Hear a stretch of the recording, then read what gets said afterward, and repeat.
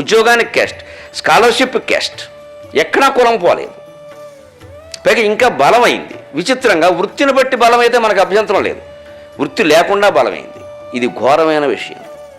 సమాజంలో అల్లకల్లోలానికి దారితీస్తుంది. ఎందుకంటే పుట్టుకని మనం ఎవరం మార్చుకోలేము. నేను ఎంత శ్రమపడి నేను బ్రాహ్మణ్ణి కాదు అని నేను చెప్పినా మీరు నమ్మరు. జనాభా లెక్కలవాడు మా ఇంటికి ఎప్పుడు వచ్చినప్పుడు నాకు ఈ కులాల గొడవ లేనప్పుడు నేను కాదని చెప్తే వాడు బయటికి వెళ్ళి మీరు ఏ కులమో నాకు తెలిసిన బ్రాహ్మణాన్ని రాసేసుకున్నాడు. వాడు తెలుసు ఏం చేస్తాడు. వీళ్ళు నేను కాదన్నా ఒప్పుకోరండి. మనం కాదన్నా ఒప్పుకుంది మార్చుకోలేంది మనం ఒకటి మెళ్ళో బెళ్ళ మూర్చిబెళ్ళలా తగిలించుకుని దానికి ప్రాధాన్యాలు ఇస్తూ పోతే వేరే కులాల్లో పుట్టిన వాళ్ళు ఏం కావాలి? వాడు ఎప్పుడూ ఆ కులం తాలూకు అవమానాలనో బాధలనో కష్టాలనో భరిస్తూ ఉండాల్సిందేనా? ఇంకో మార్గం ఉందా? లేదు. కాబట్టే సమాజం అల్లకల్లోలం అవుతుంది. అది వృత్తిని బట్టి ఉంటే పర్వాలా, వృత్తి మార్చుకుంటాం. పోనీ కులం ఎక్కడ మార్చుకుంటాం పుట్టుకతో వచ్చాక? ఇంత ప్రమాదకరమైన పరిస్థితిలో మనం ఉన్నాం.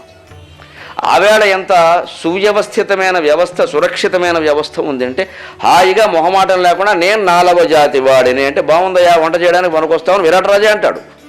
ఇందులో చిక్కన గారు పెట్టిన అద్భుతమైన శ్లేష వ్యాసుడు కూడా పెట్టలేదు. భీముడు అబద్ధం చెప్పలేదు, క్షత్రియుడు కదా శూద్రుడు అంటున్నాడు ఏమిటి అంటే